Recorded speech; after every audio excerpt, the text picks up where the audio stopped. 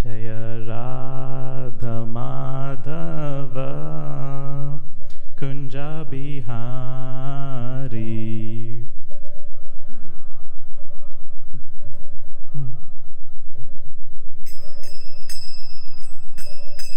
Jaya Radha Madhava Kunja Bihari.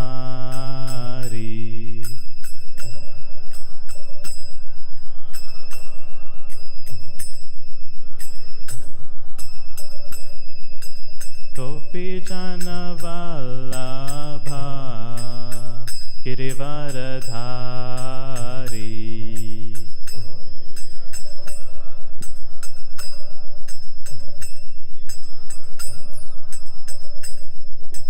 Gopi Jana Vallabha Girivaradhari.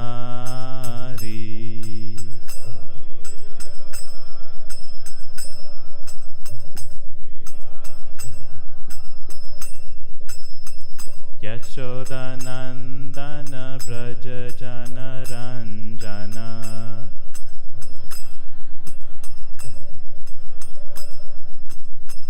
Yashoda Nandana Braja Jana Ranjana.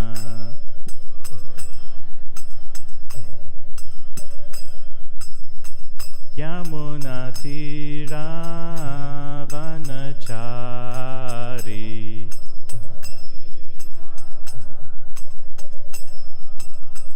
Yamuna Tira Vanachari.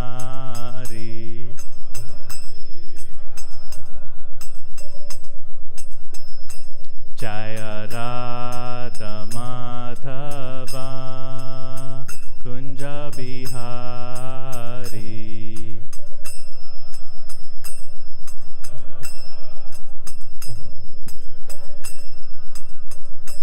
Hare Krishna, Hare Krishna, Krishna Krishna, Hare Hare, Hare Rama, Hare Rama, Rama Rama, Hare Hare.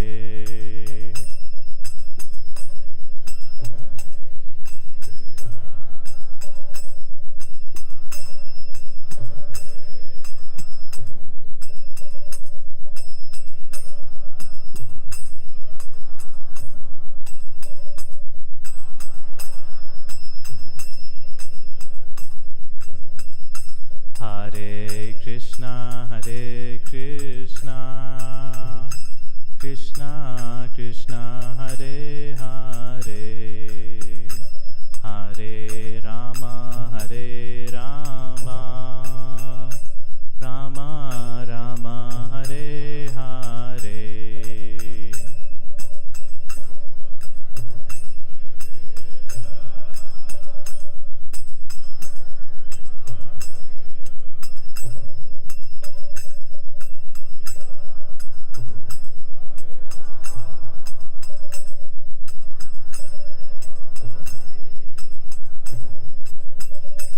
Hare Krishna, Hare Krishna, Krishna Krishna, Hare Hare, Hare Rama, Hare Rama, Rama Rama, Hare Hare.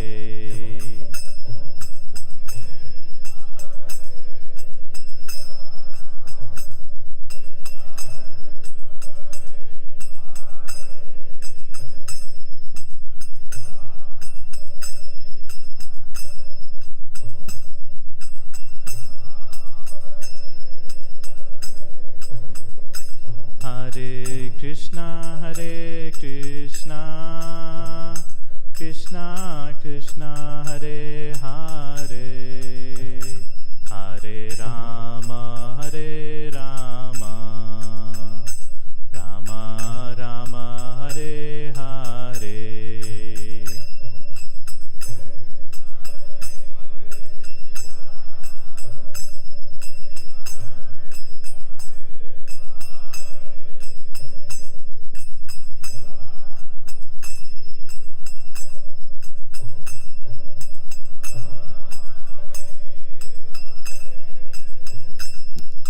Hare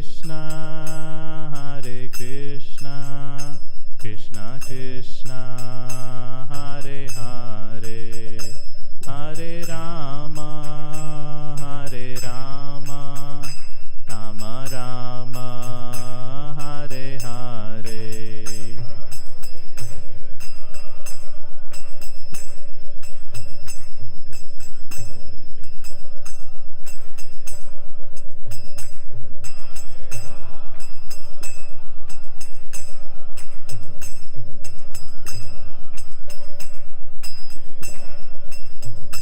Hare Krishna, Hare Krishna, Krishna Krishna, Hare Hare, Hare Rama, Hare Rama, Rama Rama, Hare Hare.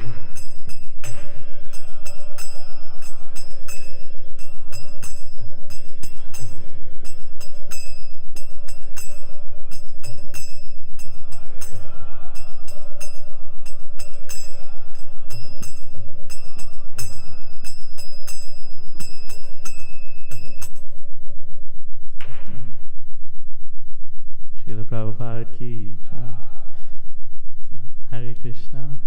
Welcome everyone to this morning class. Thank you all for coming. All of you are senior to me, but with your permission and your blessings, hopefully something useful can be said today. So today we're going to continue our series on Transcendental Diaries by Hari Sori Prabhu, who was a servant of Srila Prabhupada, personal servant. And we are going to focus on 15th February 1976 in Mayapur. So just to read from his diary. In this morning's class, Srila Prabhupada described his ambitious plans for showing the higher regions of the universe in the Vedic planetarium he's proposed for Mayapur. There is a Siddhaloka. We shall show how this planet works, Siddhaloka. The description of the Siddhaloka is there in the Srimad Bhagavatam. The Siddhaloka persons, they can go from one planet to another without any machine or airplane. Like the yogis, those who are perfect yogis, they can go from one place to another without any vehicle. There are many yogis still existing. They take bath in 4 dhams, in Haridwar, in Jagannath Puri, in Rameshwaram. And similarly, yogis can do that. They attain Asta Siddhi, 8 kinds of perfection. So the Siddhaloka means they are born Siddhas. They haven't got to practice this mystic yoga system. To illustrate this point, he gave the simple, effective example of some siddhas that live within our immediate experience. He pointed out how birds and insects can fly automatically, but we cannot. We have to create so many big machines. So this is Prabhupada speaking about the TOVP, which we are fortunate enough that we are actually seeing this TOVP manifesting before our eyes.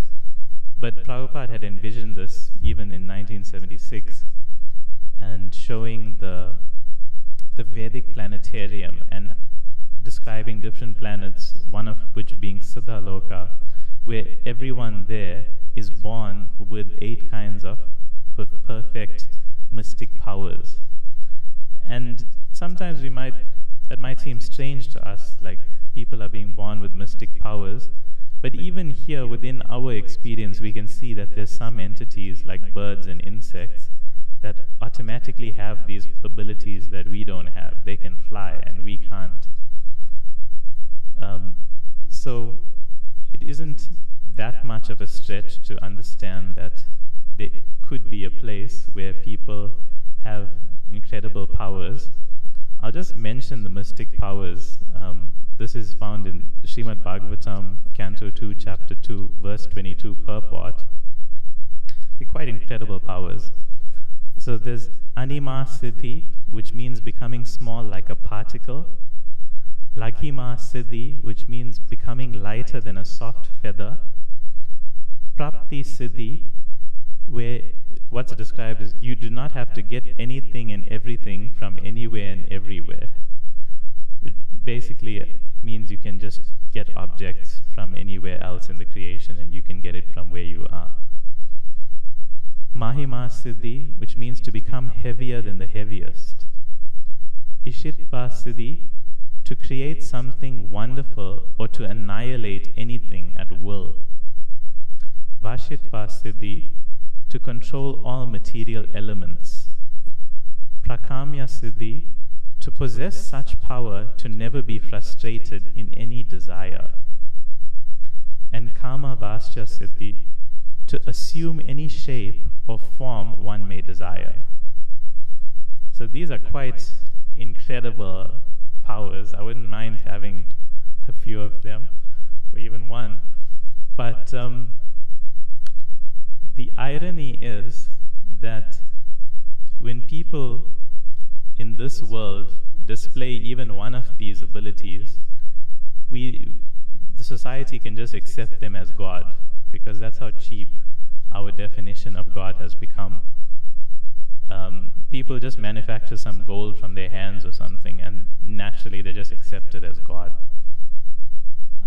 It's probably similar to like if we went to a forest of trees, and the trees could speak to us, and they would tell us like, "Wow, you can move, you can walk.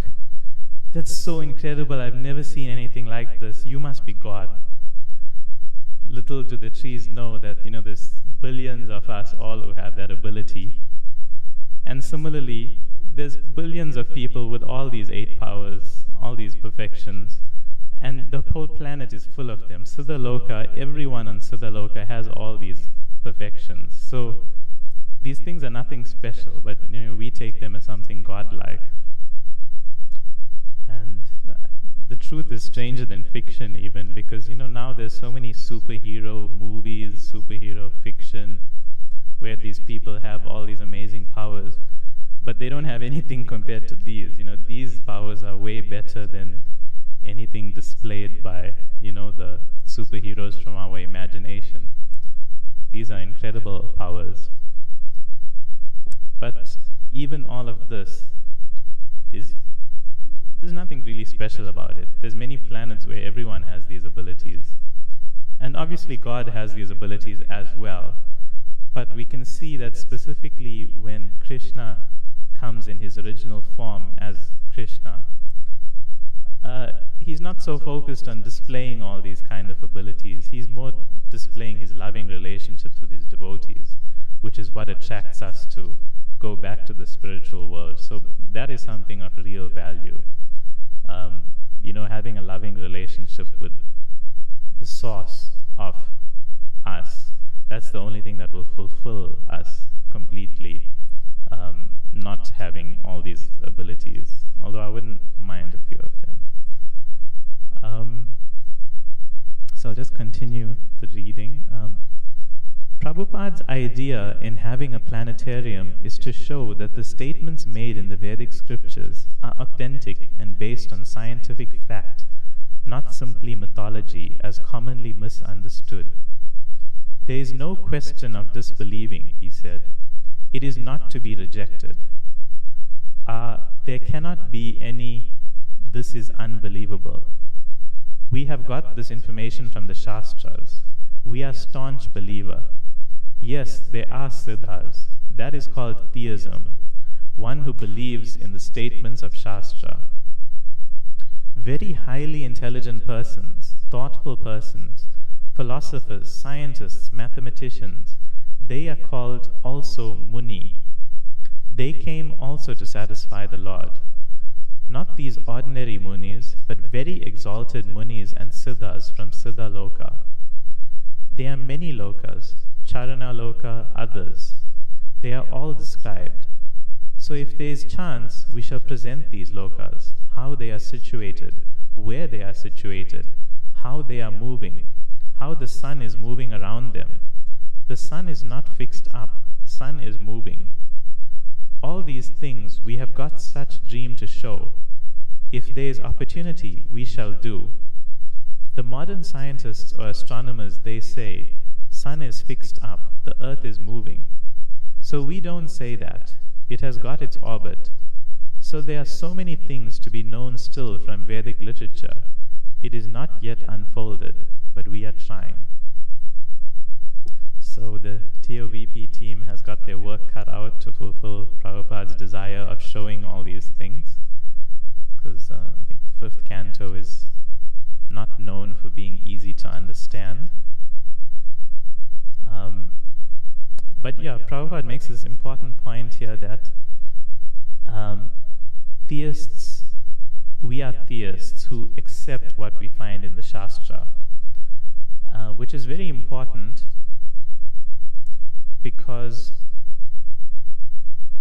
actually when you accept what's in the Shastra, or at least theoretically accept what's in the Shastra, you can save yourself a lot of time.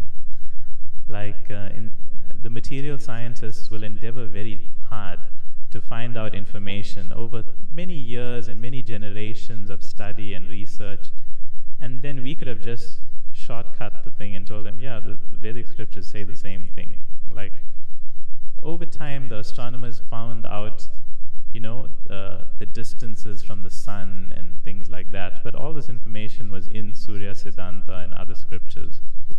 So they could have just saved a lot of time. Like if we say, 2x plus 2 equals 4. Now the Vedic scriptures say, okay, x equals 1.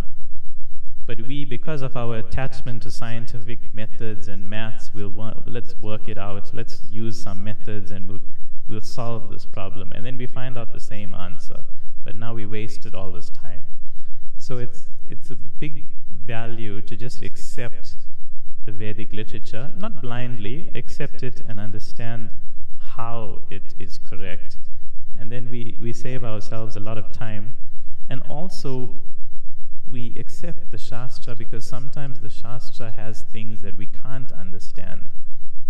Like the Shastra will mention that the stool of an animal is impure. So, you have to take a bath if you touch the stool of an animal, which makes sense, it's dirty. But then also in the Shastra it's mentioned how pure cow dung is. And that seems like a contradiction, right? How can the stool of an animal be impure but cow dung is pure? Doesn't make sense at all.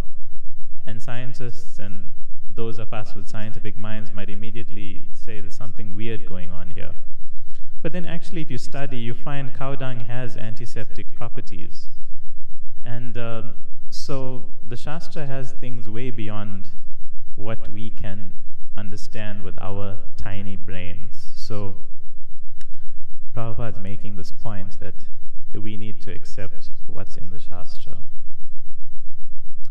Okay. And maybe we should just pause at this point for any comments or questions or reflections, because there's many different themes throughout. So instead of lumping everything towards the end, if there's any comments or questions or anything before we move on. Okay, so the next pastime is from the same day, 15th of February 1976, and it's just a nice communication that Prabhupada received. A letter from Mike Darby, a high school student in West Virginia, bore ample testimony to the efficacy of reading Srila Prabhupada's books. He has written a term paper for one of his high school classes based on the teachings contained in Chaitanya Charitamrita. In order to continue his work, he requested a personal interview with Srila Prabhupada next time he is in America. He warmly expressed his appreciation. I have read most of your books on transcendental science and have enjoyed them very much. No, I have not just enjoyed, but tried to base my life on their teachings. What you have written is so perfect because this knowledge has been passed down from the Supreme Lord Sri Krishna. Srila Prabhupada is always happy to hear from grateful recipients of his books. He works literally day and night tirelessly only for this. If someone reads his books and understands that Krishna is God and everyone is meant to serve him, then, as he often says, his mission is a success. He told Mike to come see him later this year when he next tours America. So this is a very nice opportunity that people had in the past. They could read Prabhupada's books and request an interview with him, and he would grant them that.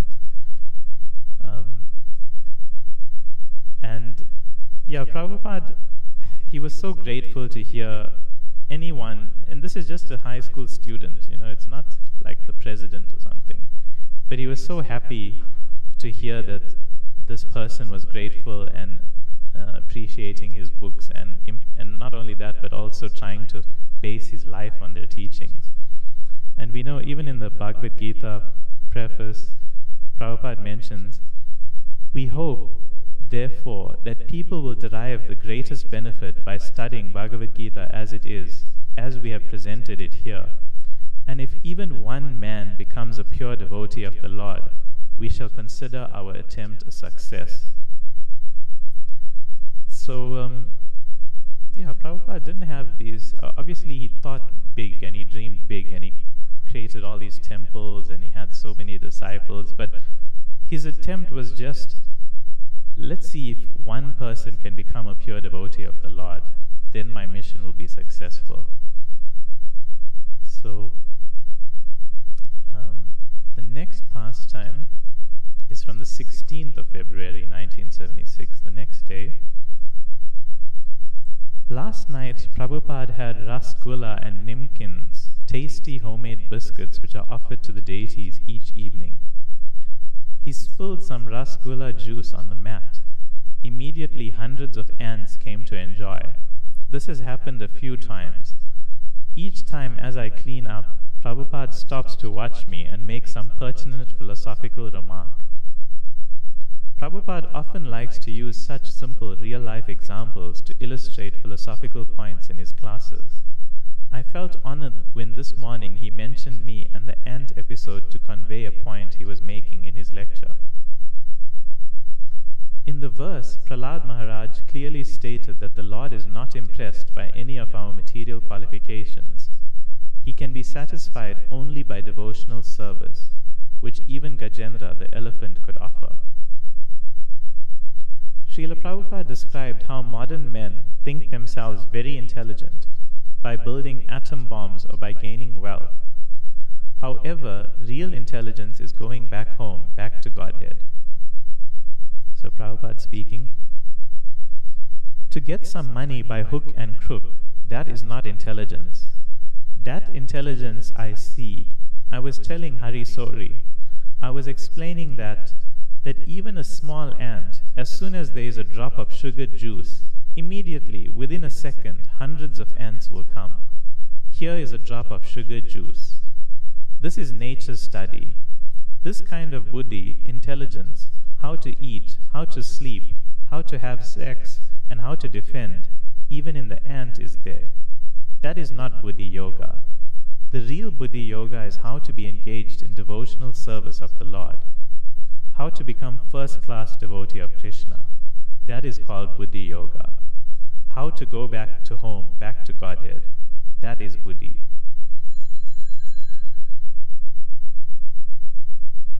Everyone has got intelligence. Even the ant has got intelligence. Shri Shri Radha Radhanath ki, Shri Giriraj Govardhan ki, Shri Chaitanya Mahaprabhu ki, Srila Prabhupada ki jai. We study sometimes. The sparrow, he has got intelligence. But the perfect intelligence is there when one is searching after the absolute truth. In conclusion, he explained that material achievement and opulence are not needed in order to approach God. Only the favor of Guru and Krishna is required. And with Srila Prabhupada as our Guru, clearly we are well favored. So don't be disappointed, Prabhupada said, that because I am poor, I cannot become devotee. Everyone can become devotee, even the children. Just see how the children are dancing. They are chanting. They are offering obeisances. That is bhakti yoga. Everyone can become a devotee, provided he is properly guided. That is required. Krishna says, I'll give you intelligence. If one is working under the direction of the spiritual master with love and faith, then Krishna from within, as Chaitya Guru, the Guru within the heart, he'll help you. And he'll send you bona fide Guru to help you externally. So both ways you'll be helped, and you'll become like Prahlad Maharaj. Thank you very much. Hare Krishna. So, this whole lecture that Prabhupada is giving is very much focused on the difference between intelligence and real intelligence, or buddhi yoga. Because generally in this world, people often say, oh, this person is intelligent, that person is intelligent, referring to IQ, referring to how well they do in school, or various types of things. But Prabhupada is very much emphasizing that real intelligence is how to become first-class devotee, how to be engaged in devotional service, how to go back to home, back to Godhead. That is buddhi. And we also know of the famous verse in the Srimad Bhagavatam 11.5.32. In the age of Kali, intelligent persons perform congregational chanting to worship the incarnation of Godhead, who constantly sings the name of Krishna. Although his complexion is not blackish, he is Krishna himself. He is accompanied by his associates, servants, weapons, and confidential companions. Obviously referring to Lord Chaitanya. So, because all of you are worshipping, performing congregational chanting to worship Lord Chaitanya, it means you're all intelligent. So, this is the definition of intelligence for us.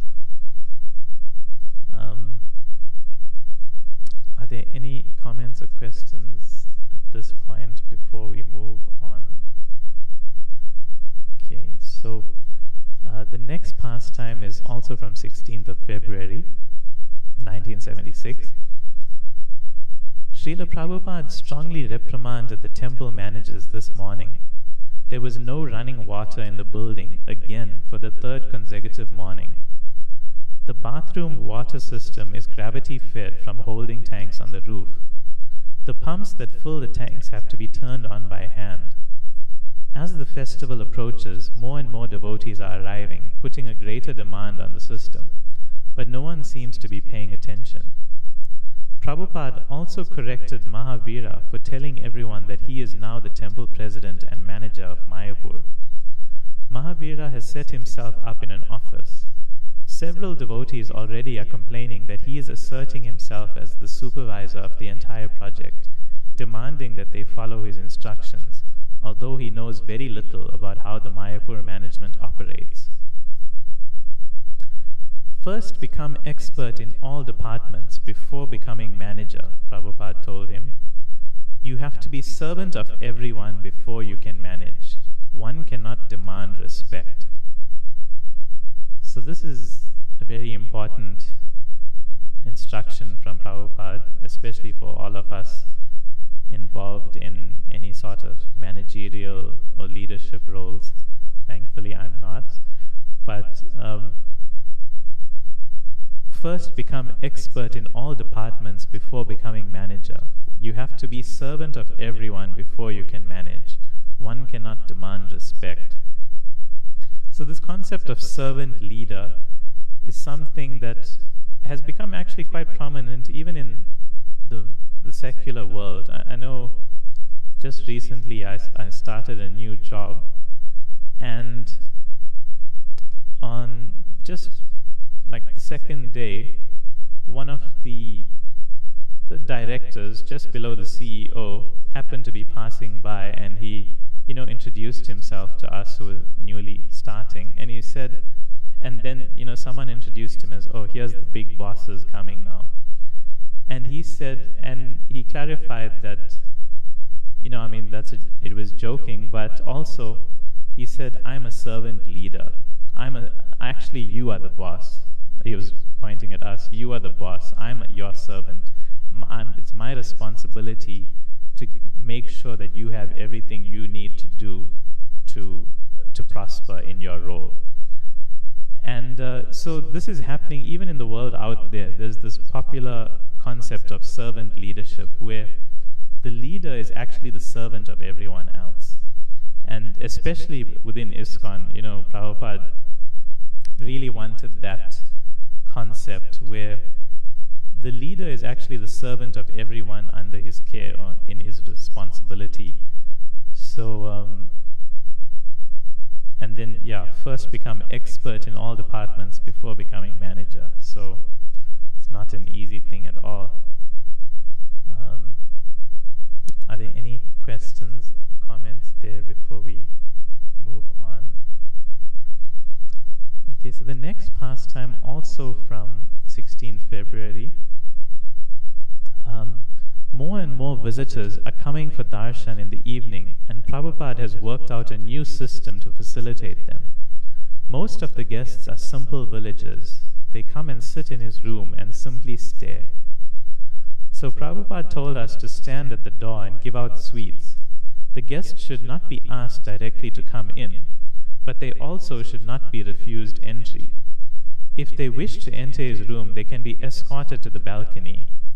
There they will be given a seat and prasadam, and then asked to fill in a form giving their name and business. Then Prabhupada will call them. This, he said, is screening without a screen. Those who simply wish to look can come to the door, offer their pranams, and receive some prasadam. They will then go away happy. Those who have something specific to discuss will gladly wait. It is actually a botheration for Prabhupada to give darshan to so many people, but he cannot refuse them. So he has decided on this procedure. It will satisfy the people and save him from criticism.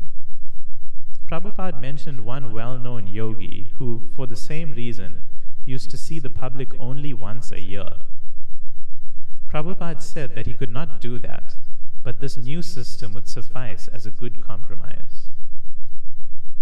So Prabhupada, went to great extent to receive guests. Guest reception is such an important thing in our culture that, there's that famous verse that even an uninvited guest must be accepted as good as Narayan. So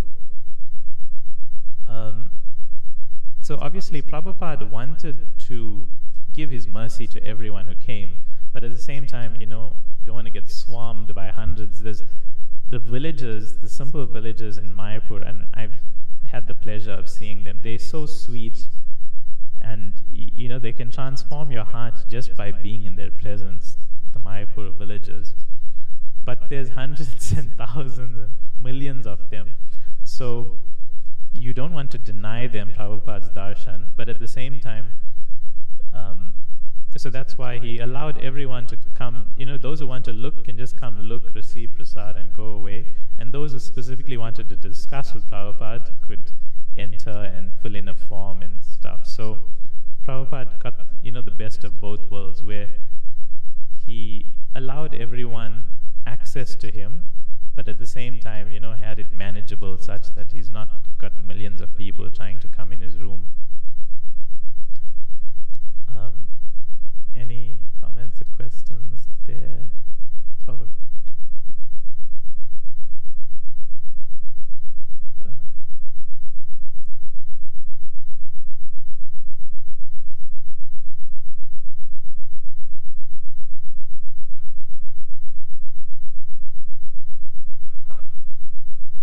Thank you.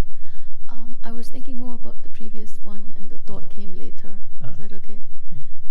That point about first become expert in all departments before you become manager. It's really cutting, powerful. I was wondering practically, can we expect it? Do we expect that the manager is expert at making garlands? Do we expect, I'm just thinking practically, how do we take this? I understand the essence that Prabhupada is saying, and I guess we experience it also in COVID, that when you actually have to go through every department and do things, then you realize, like, what it feels like after you cook a Raj Bhoga, and what else you can manage in that day, So I can see the practical aspect of how it is beneficial, but the other side of the practical aspect of, is this really possible? That's just my question. Yeah, that's a very good question. I know, but even in the secular world, this is actually a common practice. Like, when a father who's a CEO of a business is handing over the business to the son, he doesn't just hand him and put him in the head office. So he'll make him go through all the departments, even if he's not an expert in all departments. Like, the head of a business should know exactly what's going on in all the departments. At least, practical hands-on experience, like go see what the HR person does, what this person does, what this person does. Maybe you won't be expert in it like them, but at least know what's going on there. Because if you don't have a clue, then it's hard. How can you manage, like if you're managing the deity department, but you've never made a garland before, it's just not gonna work, So even if you're not the expert in making garlands, at least if you've made some, if you know everything of what happens in all the departments in your care, it will set you up to at least manage them appropriately. Of course, in the material world, there's this other phenomenon where, people are lazy and don't like to work and stuff, so they'll tell you, I can only do this much in a day. But after, when you in that department, you realize, no, this person is just slacking. But obviously in devotional service, hopefully that's not the case, and everyone's just very enthusiastic for their services. But it is important, I would say, for a manager, even if he's not expert in all departments, to at least know the basics of all the departments in his care. Obviously, Prabhupada's standard is become expert, but failing that, at least basics. I thought your hand was up. Okay. Is that okay?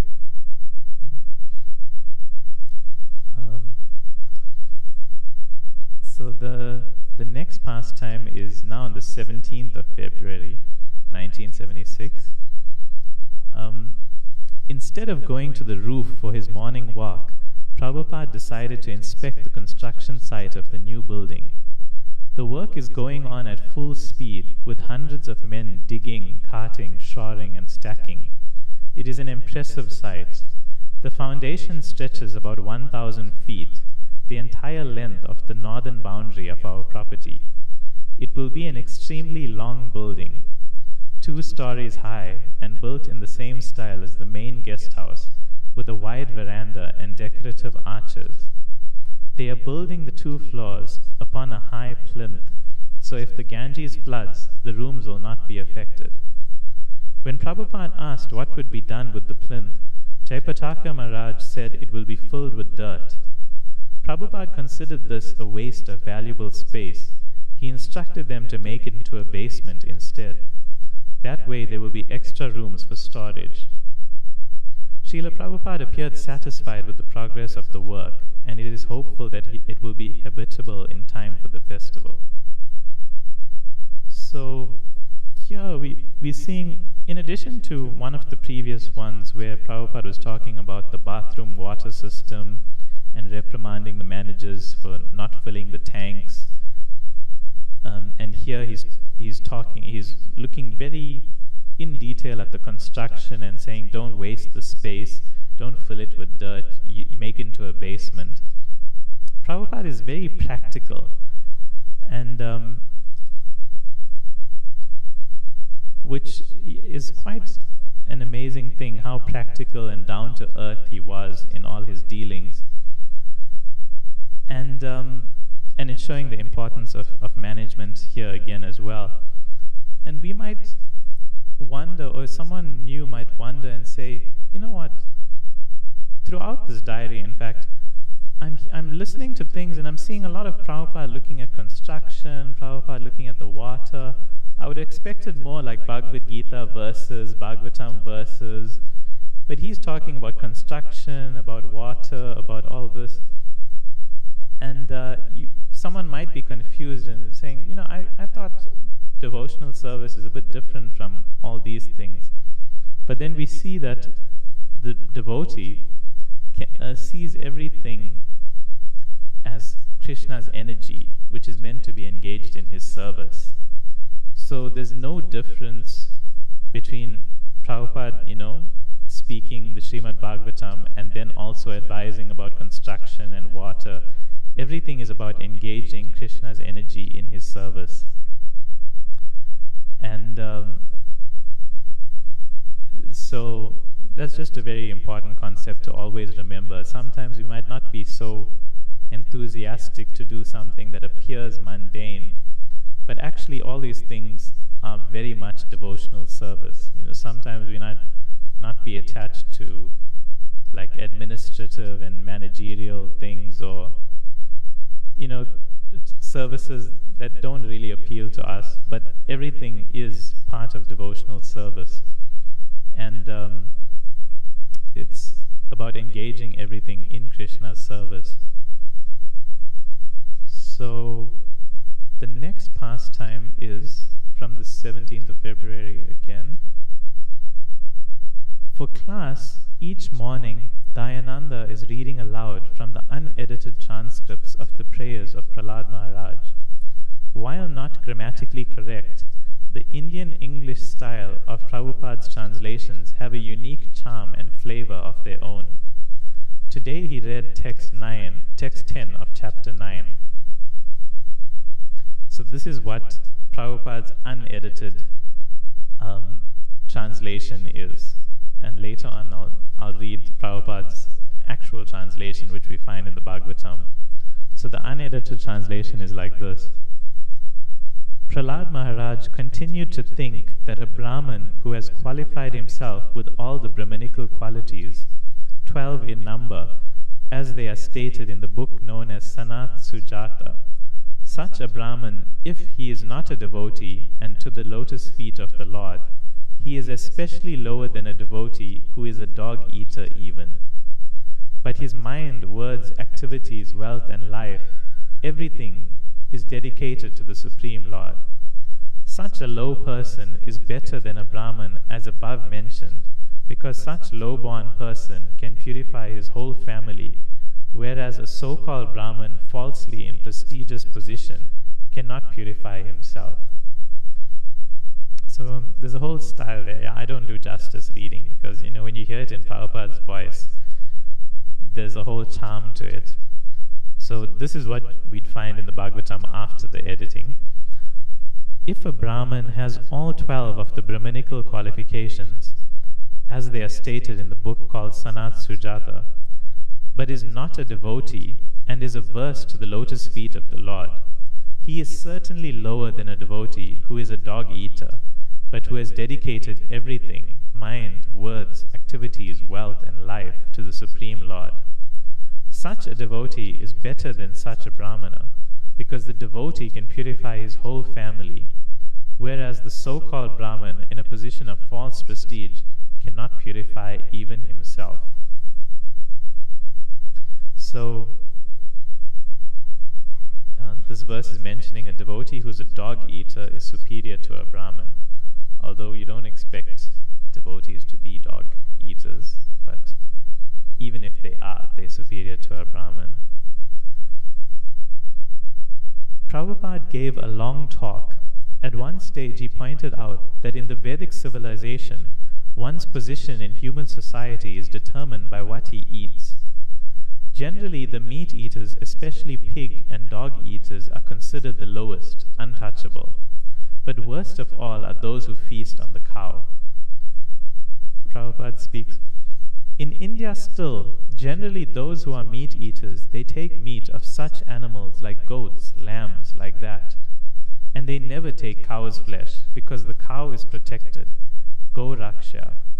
So in the Bhagavad Gita, even if you're a meat eater, don't eat the cow. You can eat other animals, pigs, goats, but don't eat cow's flesh.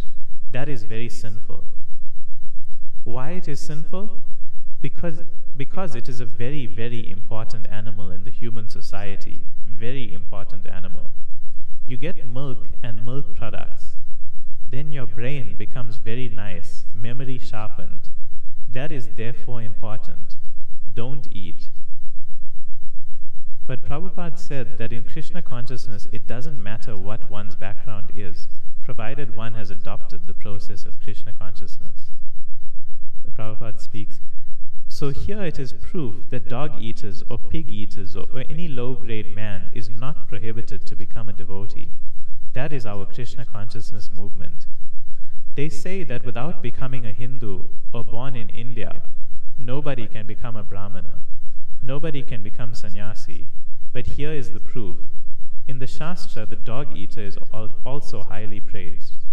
When he sacrifices everything, his body, his mind, his words, only for Krishna. This is called Tridanda Sannyas. So, anyone can actually become a sannyasi if they dedicate everything, their body, mind and words, only for Krishna. And wherever they're born, because typically historically there's been this kind of idea that if one is born in India or is born a Hindu or born in an Indian body, they are somehow superior to others. And there definitely are advantages, to being born in India because you're exposed to Vedic culture and things.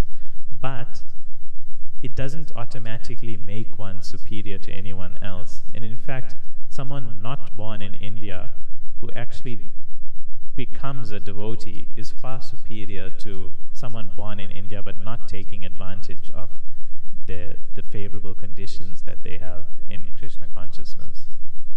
I remember once, I was actually looking for the reference, but I couldn't find this one, but I remember it quite clearly when some of the Prabhupada's disciples were seen by some of these caste-conscious Brahmins and pujaris in India, and those pujaris told them, if you perfect your life, it's very good what you're doing. If you perfect your life in devotional service, then in your next birth, you can take birth in India, and then you'll be able to become a real devotee. Basically, to that effect. And so the disciples told this to Prabhupada, and Prabhupada's response was, if they practice devotional service perfectly in this life, then in their next birth they can take birth in this movement. So that was, Prabhupada could see very much beyond this whole, Indian born and, this bodily platform that especially those who are caste conscious in India are very much attached to. Are there any questions on that before we move to the last pastime? Okay, so the last pastime is from 17th February 1976. During the massage today, Prabhupada heard a letter, an article entitled Matter Comes from Life, written by Madhava Das, another of our PhD scientists. The article, which will be published in Back to Godhead magazine, establishes scientifically that matter comes from life. Madhava is confident that this point can be proven to the scientists by utilizing newfound experimental evidence, documentation, and many logical arguments. He also submitted a list of 4 questions that he hoped Prabhupada would answer because, as he put it, you are Sat Chit Ananda and are thus full of transcendental knowledge. The first question was, Jung has said that matter is just a symbol or name that we apply to reality, but we may as well call it spirit or consciousness or any other name. Is this view consistent with our philosophy? Srila Prabhupada replied, matter originally is spirit, and when spirit is not distinctly understood, that is matter. Just like a tree is also a manifestation of spirit's soul, but the consciousness is covered. When the tree is cut, it does not protest. But the moving entity has stronger consciousness than the tree. There is consciousness in the tree, though. Also, consciousness in a dormant state is matter. consciousness in a completely developed state is spirit. Matter is the symbol of undeveloped consciousness. His second question was in regard to the function of the mind. Does thinking occur in words, pictures, or what? Thinking is a subtle form of matter, Prabhupada answered, just like it says in Bhagavad Gita, Bhumir apo nalo vayu. Like the ether is subtle, the mind is more subtle form of matter. The third question concerned the external world, which we perceive only through our senses, and thus the mind, and ultimately the consciousness. What does this say about where things are actually happening? Is it in the mind, out there in the world, or in the spiritual world? Srila Prabhupada wrote, everything is in the spiritual world. Krishna is the sum total of spirit, and everything is coming from him. Matter, spirit, everything comes from him. He is the supreme life, the origin of spirit and life. Therefore matter emanates from life. Nityo Nityanam. He is the supreme consciousness of all other consciousnesses. Finally, Madhava asked for direction on how to prove that the moon is farther away than the sun. The moon is situated 1.6 million miles above the sun, Prabhupada replied. You may refer to the 5th canto and read carefully. Prabhupada is extremely eager for the scientific preaching to be developed. He told Madhava that it must be recognized that we are not just a religious sect. Recently, Madhava taught a course at the prestigious MIT in Boston entitled Truth Beyond Relativity. The course was based on understanding the 3 aspects of the Absolute, and it was so well received that 8 scientists took copies of the Bhagavad Gita. This kind of news delights Prabhupada, and he ended his reply by telling him, I am very much pleased with your program. Thank you very much. Prabhupada also stated to Madhava that he wants our ISKCON scientists to publish their research articles in Karmi science magazines as well. If they don't accept what we say, we will go on explaining. If they do accept, then that is their benefit and our victory. So that's the end of the reading for today. Are there any questions or comments? Yes?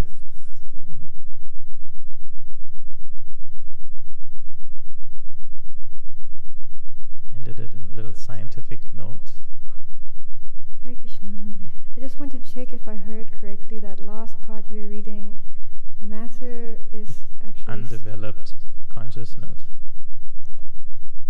So matter is actually spiritual, but when it's misunderstood, then it's matter. Is that what we read? That's Prabhupada's reply. Matter originally is spirit, and when spirit is not distinctly understood, that is matter. And then later on it's mentioned, matter is the symbol of undeveloped consciousness. So yeah, I don't know what to make of that exactly, but of course we know that in the spiritual world everything is conscious.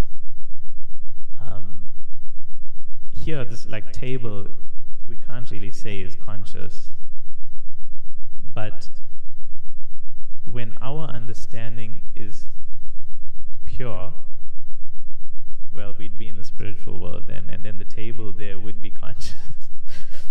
But I don't know exactly what to make of that statement. And when spirit is not distinctly understood, that is matter. Okay, yes. Can I give an answer?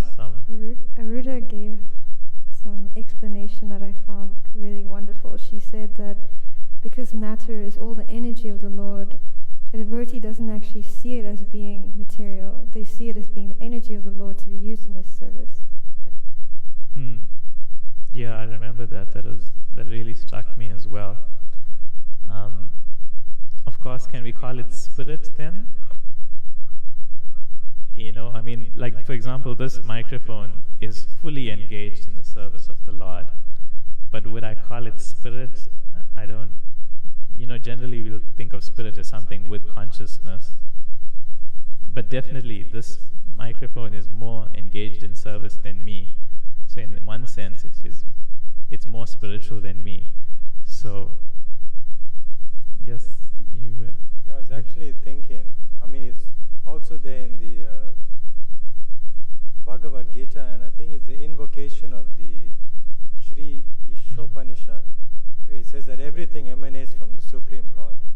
So if everything comes from Krishna, and Prabhupada says that he is the sum total of all spirit, then everything is spiritual. And it's just our consciousness, which is material, makes everything that we see matter. But a pure devotee sees everything as spiritual. Because he understands that everything is actually emanating from Krishna. And I know, in the Krishna book as well, it's mentioned that Maya exists within the mind.